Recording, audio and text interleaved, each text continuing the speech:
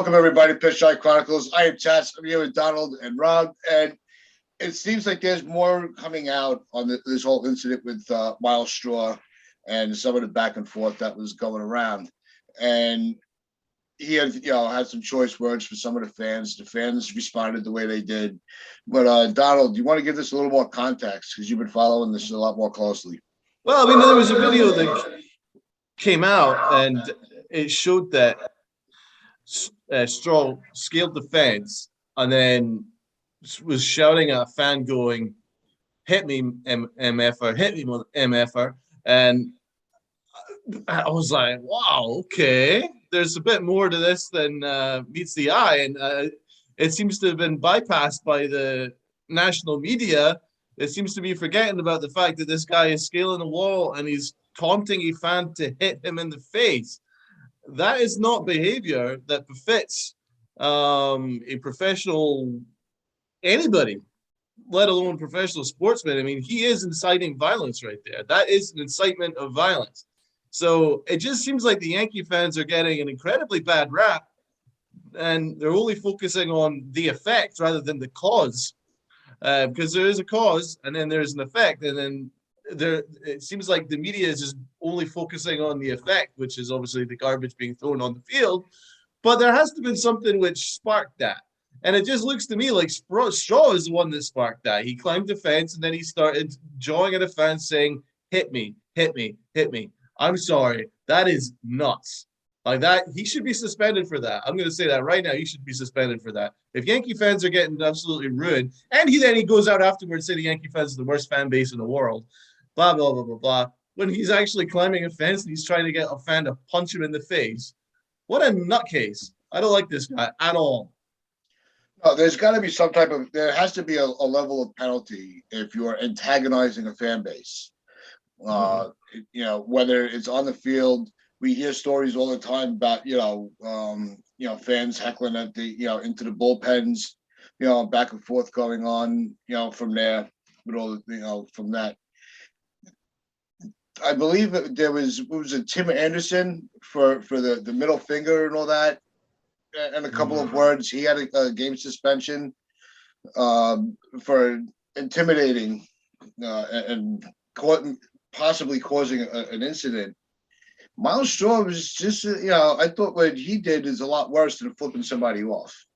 When you're scaling a fence and getting into a fan's face, they have to be more, your tempers are going, your adrenaline is up from the game, but you have to compose yourself. You are, he has to remain professional. The best thing they could have done was just walk away rather than bark back. And I think Straw needs to be held accountable for it just as much as the fans need to be held accountable. Like you said, there's two sides to every story. And it only seems like the media wants to focus on how terrible New York fans are, not the fact that it might not have been as bad as it was prior to him scaling the fence. Yeah. Yesterday I said that I don't disagree with Straw defending his teammate, but I didn't agree with him climbing the fence. That's where he crossed the proverbial line. There's a fence there for a reason. It's blocking the fans from the stadium, from the field. So he basically stepped over that line, if you want to be technical.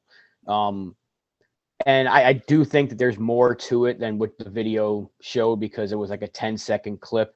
There had to have been something else said for him to get that angry. Same with Mercado. I'm not trying to say that the fans are, threatening death or anything, but something had to have been said for him to get that angry. Because if he got that mad for someone saying get mad over and over and over, then he's an absolute lunatic. But something else had to have been said. So I'm not trying, again, I don't want people to think I'm defending Miles Straw here to the greatest extent, but I do think there's a reason why he got that mad. You don't start threatening people or don't start saying, hit me, because they're heckling you, because then he would do that every single game he's on the road, because that's what fans do. They heckle you in the outfield. But just, again, I said it yesterday, he should not have climbed the fence.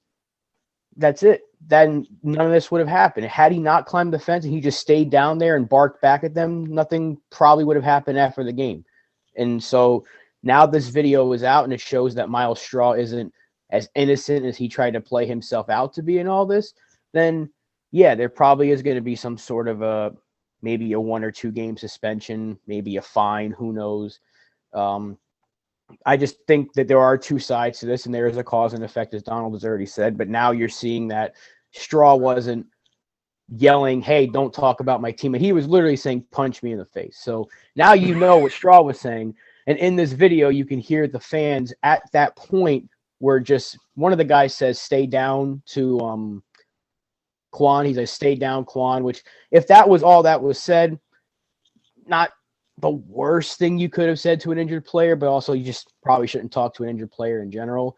But again, not enough to incite "punch me in the face," So I still think there was something else said before that video was recorded, because I think the guy that was recording was a Cleveland fan, because he kept saying, "I'm from Cleveland," and he tried to fist bump. Yeah, we love you, Cleveland. We love you, Cleveland. Yes, it was a very weird. Punch me in the face. Punch me in the face. Like he was yelling at the Yankee fan, but the guy that was recording right next to him was a Cleveland fan, I think. So I don't know what was going on. It was such a weird, obviously in a moment of, if you ever been into like an altercation, you know that there's just so much going on at once. You don't know who's saying what. Clearly that one guy was the main source of it all. So who knows what else was said before the video, but it just goes back to what we already said yesterday. Don't climb walls. Don't try to get into it with the fans, because it could get very ugly. Because had that fan swung and there's a fight between the players and the team, it would have been a hell of a lot worse. So thankfully it didn't get to that point where they were throwing fists. But yeah, Straw at this point, what he said about everyone being classless, you weren't very classy yourself. Yeah. So. Yeah.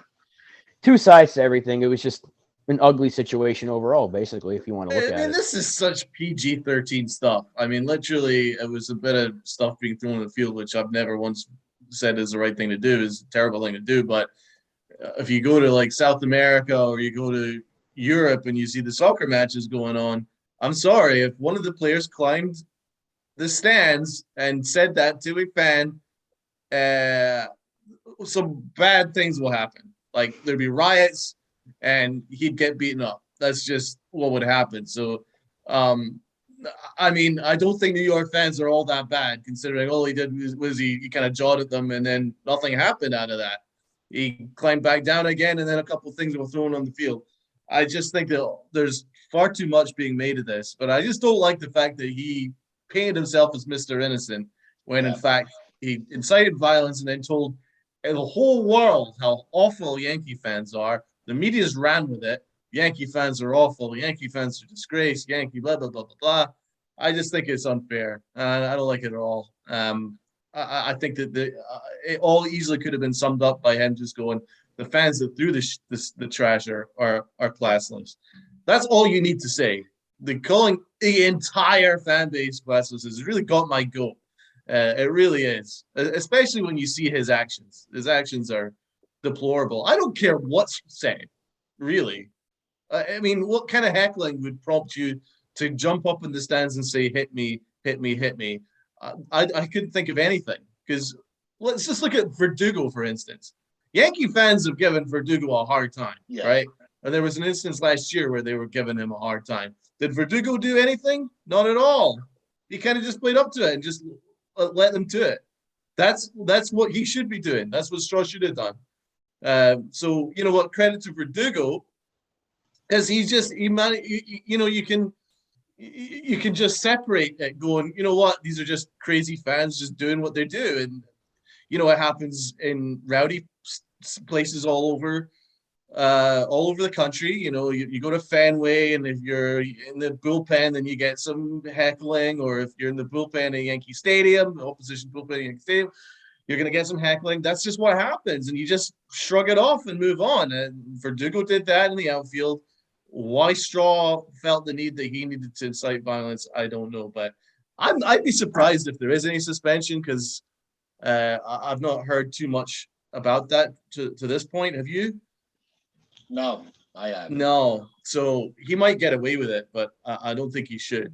I really don't think he should get away with it at all. But yeah, I think we should probably drop the conversation anyway, because there's not much more we can do about it. But it's certainly interesting. Now that I saw that video, I certainly feel that he is a lot more culpable than being made out. And Yankee fans are nowhere near as bad as was being portrayed. Yeah. Quick jump to tonight with series against Baltimore, and the last time we faced them, we hadn't gelled yet, and there were a lot of issues still remaining on the team. Early season, the commodity wasn't there. After a sweep like we had in against Cleveland, with a lot of the players that we've been very critical of getting on base, getting the hits, Torres with the big hit to end the game. Gallo, started playing a lot better at the end of the game. Mm-hmm. Do you think that this is now payback time, where we're able to say, you know what, we're going to just remain to be, the better team? And do you think that this is a series that should go and better go the Yankees' way? Better go, yeah. Better go our way. We can't keep losing to them and can't get shut out by them twice. That's for damn sure. Yeah, you got to keep the momentum going. It's a big day. Obviously, it's Aaron Judge's birthday, so happy birthday, Captain. And hopefully we get a W for him tonight and beat up on the Orioles. Because look, we've said it already.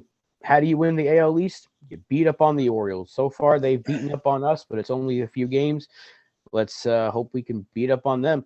Because it literally has determined the AL East for like the last 4 years. Who has the better record against the Orioles wins the division. So it happened for us in 2019 and happened for the Rays the last couple of years. So you beat up on the Orioles, you're probably going to have a good chance at winning this division come September and October. So beat up on them. They're not anywhere near us in terms of talent, and it's not a knock on them. They're just going through that rebuild phase, and they're the punching bag of the East. And it's just unfortunate for them, but you have to beat this team more times than not if you want to establish yourself in this AL East. You have to beat up on them. So we got to be a bully. And the other thing is, they had the off day yesterday. Toronto did not. So Toronto's got the half game on the Yankees right now. And, Toronto is that team, you have to keep pace with them and find, and win more games against them than last year. I mean, the past few years, Toronto's just been another thorn of, the AL East has been a thorn in our own side. We always play down to a lot of teams, and we get overzealous against the teams that we're trying to chase. And it's time for the Yankees to stop being, the team that chases everybody. Get chased once, have everybody chasing you for a change. That's what's going to make the season successful, regardless of the outcome. We're not expecting, with pretty much the same roster as last year. We're not sure when Boone's going to come off the hinges and go back to being, making stupid moves. So it's hard to raise the expectations this early in the season for what we thought was going to happen. It's going to happen. You know that. You mean when he gets tied back to the puppeteer? Because right now he's off the string. Yeah, right now, like he you is said, off the string. Yeah, right now. We've been giving him a day pass, from the mental institution, because he's been handcuffed, Tats are on fire, bro. You're saying things that worse than I've ever said all last year about Aaron Boone, and I railed on him like nothing on earth. I wrote on him like Seabiscuit last year, and you just said he'd come from a mental institution. What is in that coffee? That ain't coffee. God, bro. That's truth serum. Tats is usually a really reserved host. He's usually very neutral. He tries and not this year. It from both sides. So this year he's like, I'm a mental institution. That didn't come from Tyone's locker room. It's in that coffee. This is nicotine-free Tats. This is what you get. Uh-oh. Oh, talk about unhinged. You know what's really funny? And I'm actually going to say this because this is really hilarious. Considering what you were saying, I actually listened to Aaron Boone's interview on the Michael K show last week. I listened to it yesterday on my daily walk. And I have to say, I listened to it and I thought, he seems a lot more honest and forthright than I've ever heard him in my entire life, Aaron Boone. He's actually he's talking like a normal human being, and he's very honest, and he sticks by his beliefs, and he justifies it. And I'm thinking, this is not the manager that I've been seeing over the last 4 years. This is like a different guy. So I was starting to give him a bit more of a break, but then you just said he come from mental institutions. But in Aaron Boone's defense, I think that he's actually managing fairly well this year. No, I actually like the way he's been managing. I just don't know how long this is going to last. It's just going to take one series, one incident where we go, yep, there he is. We found him. No, do you think that it could be that once he was a free agent, right, and then the Yankees were renegotiating to re-up him as manager, do you think that he was aware of all the prior talk about him being like a joke puppet? Do you think that he maybe said, right, I will come back, but you guys are going to have to give me a bit more rope and a bit more leeway to make my own decisions and to talk as I see fit? Do you think that was part of the negotiations? Because he does seem to be a little bit different, because I've listened to him in prior interviews last year, and he was a robot and he never said anything, and it was boring. And it wasn't just press conferences. You just seemed like, oh God, I can't bear listening to him. But this time, he just seems to be kind of like a bit more laid back, and he's saying a lot more about certain things. And I found it really refreshing. Like, for instance, Michael K was going after him pretty tough on dropping Aaron Judge on Jackie Robinson Day. That was one thing. And the other thing that he was railing on him pretty hard, and a Twitter question came up, was that how can you say that the Yankees are going to get into a rhythm when all you do is rest every day?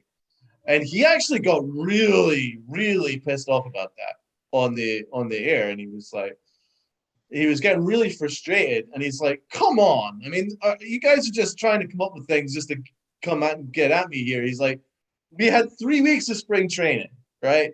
And then we've now got like 24 games in like 26 days. He's like, I need to find a way of getting these guys ramped up for a whole season. He's like, you're just trying to find excuses at this point. It's April. We had 3 weeks of spring training. These guys haven't played baseball in like 6 months prior. Then just 3 weeks, and then suddenly they're right in there, and they have to play every single day. He's like, I'm telling you, if I get 140, 150 games out of all my regulars, then I'm going to be a happy guy. And you know what? I kind of listened to that and went, I see your point. I don't personally agree with it, but the fact that he justified it, and it wasn't really it wasn't completely outlandish what he said. It kind of made sense. Then I just thought, all right, you know what? I quite respect that. Well, and then he also, I also what he's saying. Yeah, and I also respect what he said about Aaron Judge. He said, listen, if I did that, if I could go back and do that again, I think you could probably make an argument that I probably should have rested him the day after rather than Jackie Robinson Day. So that's his version of a mea culpa. This is a version of him holding his hands up going, I think I screwed that up. So, you know what? I'm going to give him a little bit of a pass today. I kind of respect what he was saying. I don't know what you guys thought of the things that I was saying. Do you think it's kind of fair? Yeah. Look, we talked about it with Pete when he was on before the season. Aaron Boone knows the sport. He's from a baseball family. Yeah. The issue is the Yankees have not let him manage since he's been here. They've done things Cashman's way. He's managing the way Cashman wants. It's been Cashman's team. This year seems different. This year, it seems like they're going to let Boone make the moves that he needs to make. Look at the way he's pulled guys out of the games before things have blown up. He's made some questionable decisions, here and there, but that's just going to happen. It's baseball. But we knew this was going to be the case with the infield, all the shuffling around. my biggest issue was just finding a base of a lineup, and it seems like we've gotten that where Hicks was leading off, but now it's back to LeMahieu. But just finding that base, like who's your top five basically, and then whenever you have to make an adjustment, you just switch on the fly. That's okay. It's just a different, like we had like 10 different lineups in 10 games. I didn't like that. Different leadoff man, different who's batting second, who's batting fourth. Now we have that kind of base that we see is working going back to the Detroit series. And so that's what I wanted to see. But yeah, Boone seems to be a lot more himself, where he's not answering robotically. He's letting more of his personality out, and he's managing. And it's worked out so far. A lot can change. He could be even better. Possibly down the road, he could go back to Boone of old. Who knows? Yeah. But right now, you really can't complain about anything that he has done because he's been dealt a pretty tough hand. You gotta use 5 infielders for 4 positions. You have 4 outfielders for 3 positions. You got to find a way to get these guys at bats while making sure that you're trying to win baseball games. So it's a tough task, and that the fact that so far he's kind of passed that test. So far so good. So we'll see. Again, the other thing that goes under the radar because you don't think about we don't step back and take a good look at it, is that last game against Cleveland, because we had a significant lead, and you saw that the guys that were on the bench, he was using those players to get into a game. And you had Torres, who was supposed to be the guy that sat that day. He was able to get loose and get in at bat, going into the off day. Nobody's going to have those 2 days off. Everybody, there was game activity for the entire bench. So I thought that was another, having the lead, he was able to manage well where Torres did not have 2 days off. He kind of had like just 1 day off, and he got in on the Cleveland series at that last game for the walk-off. So I think that's also another thing that Boone should get credit for, is recognizing, all right, sorry to interrupt. Didn't Torres actually start that last game? Yeah, you're getting the games mixed up. Yeah, you're getting mixed up, man. We walked off the second game. Torres started the third. Sorry about yeah. Yeah, you got your games mixed up. I know what you're saying. But he's not. He's reading the game a lot better, knowing and letting everybody stay loose, even if he's going to be benching one player a game, whether it makes sense or not in the moment. I think that was a good way to make sure that nobody's really going too rusty. So okay, game 3, DJ LeMahieu, after going 3 for 4 with 3 RBIs, and Marwin Gonzalez came in and pinch hit and got himself an RBI. Is that what you're referring to? Or Tim Locastro coming in for Aaron Judge, he got it, a couple of RBIs. It was because they were using a lot of the bench players. For some reason, I thought that Torres came off the bench. I don't know why. Yeah, I got the games mixed up. Yikes. So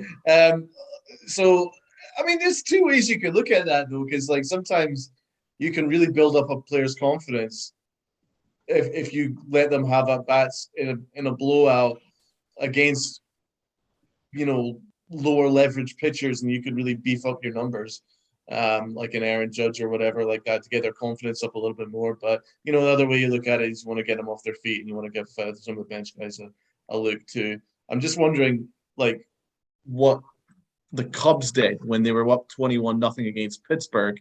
I think they kept most of their regulars in, because it does kind of do your hitters no harm if they could kind of get a rhythm in a big blowout win. Well, they had that lead very early in the game. So usually before the 7th inning, you just want to let it ride, and then start making some moves. So, but no, I mean, listen, I see your point. Is like there's nothing really that we could pick on Aaron Boone for. and believe me, I'd try. I literally I can't really see anything to complain about. Literally, he is put in a spot where he needs to rotate guys for one. That's partly because of analytics, and partly because of the fact that Cashman's giving him 9 regulars for 8 spots, so he has to work around that. So the fact he's got us 10-6, despite that awful series in Cleveland, where Baltimore, where I was pretty much ready to jump off the train at that point. I thought this team's just a joke. But you know what? They've rallied and they came around and swept a much better Guardian team than Baltimore are, and swept them and looked pretty good doing it.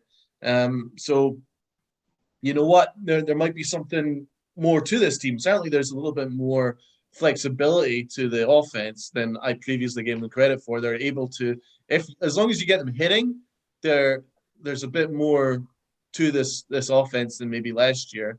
And certainly the defense is much better. So yeah, I mean, the fact that we're 10-6 is actually pretty good. It looks like it's going to be between us, Tampa, and I think Toronto are still the class of the East, but Boston are kind of struggling out of the gate. But we'll see what happens from here. But yeah, I don't really have too much to complain about Aaron Boone with right now. I mean, it's still very early, but he seems to be managing a little better. And I agree with what Rob's saying, where he's actually making decisions a lot more efficiently.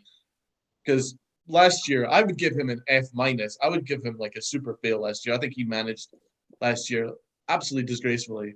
It was absolutely disgraceful how badly he managed last year. But this year, he seems to have learned some of the lessons where if there's an issue, he just goes and solves it. Well, that's what's making it making it an interesting talking point, comparing, from last year to this year to what we were saying.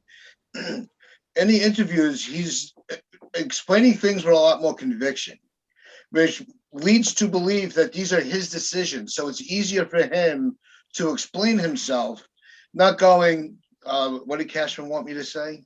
Yeah, exactly. So it's almost like he's finally able to manage the way he wants to do it. And I just hope for the organization's sake that they keep it this way. So I think the less interference with him, the better. And I think we're starting to see that, maybe Boone's not as bad a manager as we think, or we were led to believe going into this year, that it was just everybody else in his ear was just a distraction for him, from leading the team. Yeah. I think that's what I said, like in a previous podcast, where I was like, if I was Boone's agent, I would have told him to go to the Padres, because I think the Padres would have trusted him a lot more and gave him more of a leash and a bit more room to be the manager that he wants to be. I don't believe he's allowed to do that under Brian Cashman and this type of organization. But I don't know. We're just guessing because we're only a couple of weeks in. But at the moment, it does look like he's got a little bit more leeway. And I'm just wondering whether that was part of the negotiation process, where Boone's like, you're setting me up to fail here. You got to let me have a little bit more room, because he's always going to be a company guy. That we know.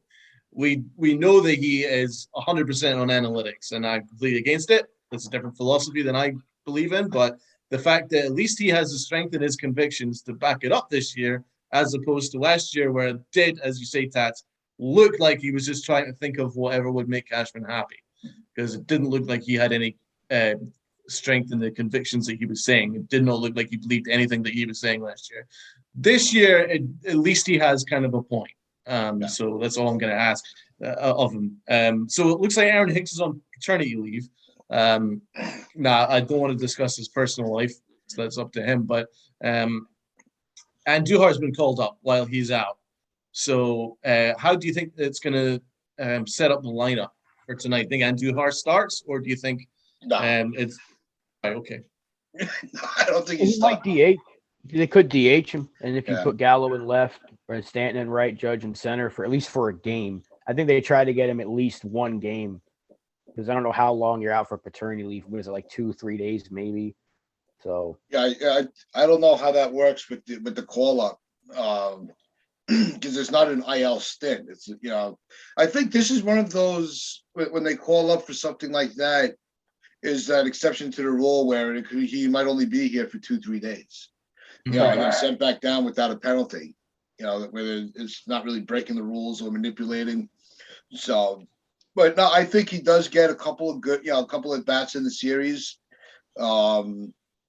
Maybe if the Yankees win the first 2 games, they put him in the starting lineup for the third. I think that's a scenario we could see.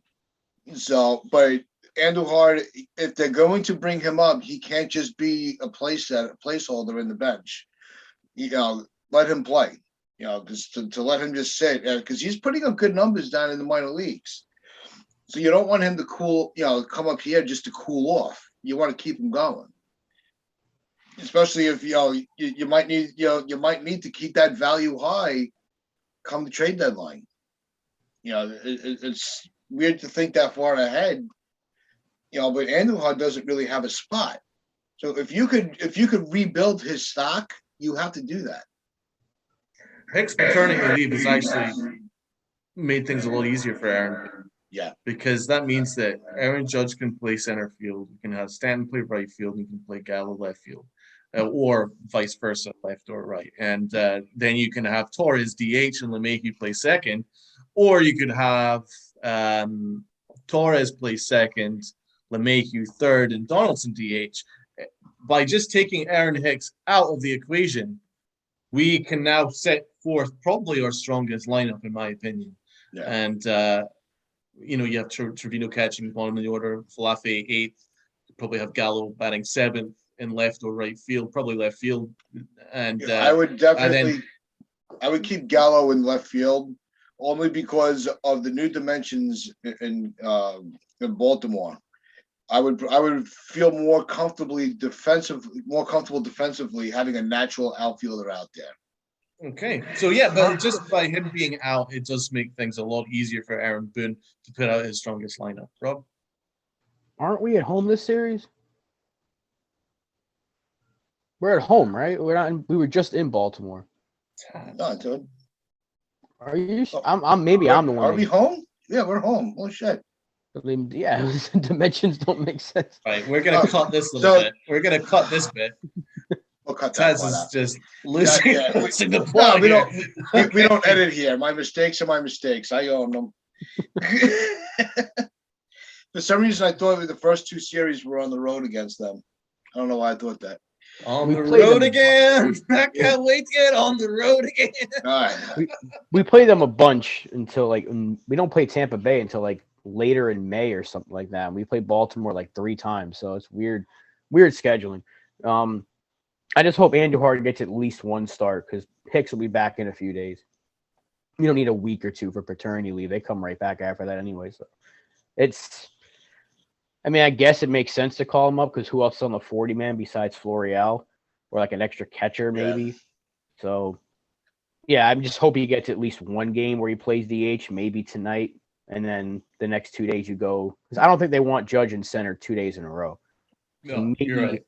They maybe the second game they have Andujar play left, and then you get Judge DH day, just like that if you play center field tonight. And then Hicks will be back in 2 days, and they'll go back to their rotation. Yeah, that makes most sense. Although Hicks can take as long as he wants. He's cooled off again. He had that red hot start, and he's kind of leveling out. Which is, him right now, he still has a pretty good average. He's getting on base, so I'll take this Aaron Hicks right now over what we were getting last year when he was playing, which was literally no production at all. Yeah. So I'll take it. Yeah, it's, maybe it's a good thing that he's getting because a couple of days away. I always say, sometimes you got to step away, and who knows? It could have been the last few games that he played, knowing that he could have gotten a call about it. Being a father, that it could be it's a good distraction, but still a distraction.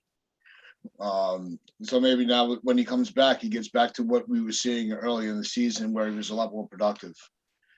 So we'll cross our fingers for that. But before I make any more mistakes, that's going to wrap things up for us today. And remember, like, share, comment, and subscribe. Let us know what you think about Boone so far this year. If you agree with us that he's been making a lot of the right moves, and in his interviews as well. Check us out on sportname.com/player. Northeast Streaming Sports on Roku. Wear your pinstripes for pride and play hard.